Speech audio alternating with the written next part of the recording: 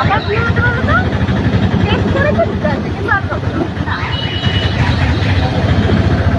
বিশ্বাস করো তো, ওই জায়গায় দোকানে রেখেছিল, আমি পাউরুটিটা কিভাবে খেতাম।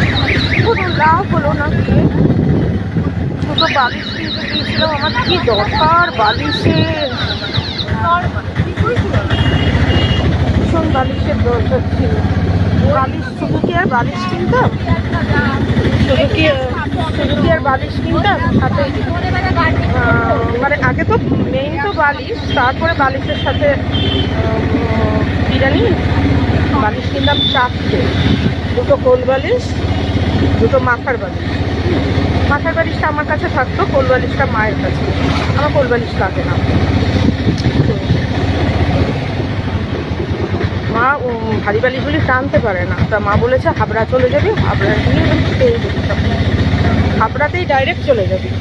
কোথা থেকে কিনতো মোটামুটি সেই জায়গাটা বলে দিয়েছে, সেই জায়গাও কি পৌঁছাতে পারিনি, ভাবতে পারো। প্রথমে তো 1 নম্বর গেটের উল্টো দিকে থেমেছি, হাবড়ার দিকেও থামতে পারিনি, ওই রূপকথার দিকে না কি সিনেমাটা আছে না, ওই দিকে থেমেছি।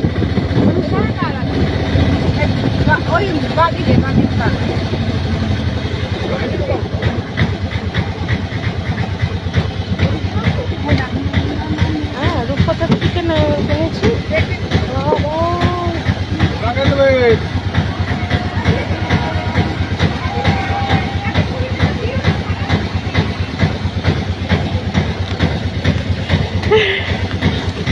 রূপকথার দিকে থেমেছি, ওইখান থেকে একটুখানি পার করতে পারছি না।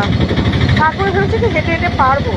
ওরে বাবা, কি ভিড়, কি ভিড়! আমি মানে একেবারে মানে ওই হয়ে গেছি। তারপরে এদিকটা এসে ওই গেট স্ট্যান্ড পার হতে পারছি না। তার মধ্যে একজন মোটর বাইকটা এমনভাবে আড়াআড়ি রেখে দিচ্ছে ফুটপাথের মধ্যে, আবার চোখ ইশারা করছে অন্যদেরকে, মানে দোকানদারদেরকে চুপ করে থাকুন, মানে এটা এখানে থাক।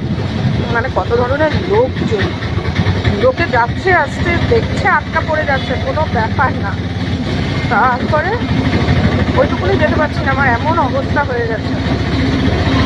ভেবেছি যেখানে যাবো ওইদিকে নাকি সব সে জানি মানে বেডিংসের দোকান, যেতেই পারিনি, রাস্তাটা পার হতে পারিনি। আর ওই অবধি তো যাওয়ার দূরস্থান, রাস্তাটা পার হতে পারছিলাম কি না।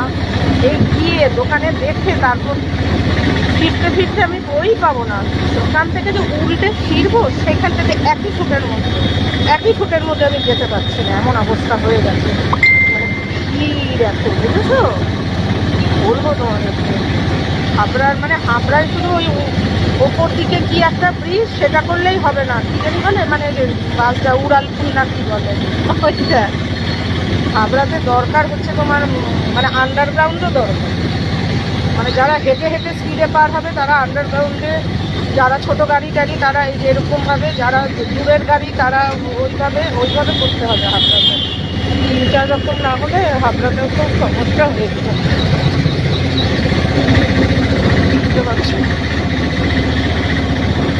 শুধু আমি গেলাম 10 টাকার ব্যাপার না, ব্যাপারটা হচ্ছে খাটনিটা তো খাটলাম, ব্যাগটা এনেছিলাম, তাহলে আমি ওই চায়ের দোকানটাতেই বসতাম, কাকুটা একটা ভালো গল্প বলছিল, কোথায় কী হয়েছে সেসবের গল্প শুনতামও, মানে মানে চাষাবাদের কথা, যে কোনটা দিয়ে কোনটা খেলে কী হয় না তা না, সেই ওনাদের আমলের কে কীভাবে করতো, সব ভালো একটা তথ্য বহুত কথা হচ্ছিল, শুনেও নিতাম।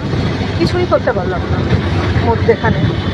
একটা ফাঁকা অটো পেয়েছি, উঠে পড়লাম, দাঁড়ো করিয়ে এরকম যে হয়ে যাবে হাবড়া, তাকে মধ্যে আমি ভাবতে পারিনি, জানো। হরিপুর মাঠ এসে দিচ্ছি, আর বাড়িতে না থাকতে পারি না, বুঝতে পেরেছো তো, কী করবো আমি, মানে আর ঘরে দরজা জানলা বন্ধ করেও থাকতে পারি না, এসি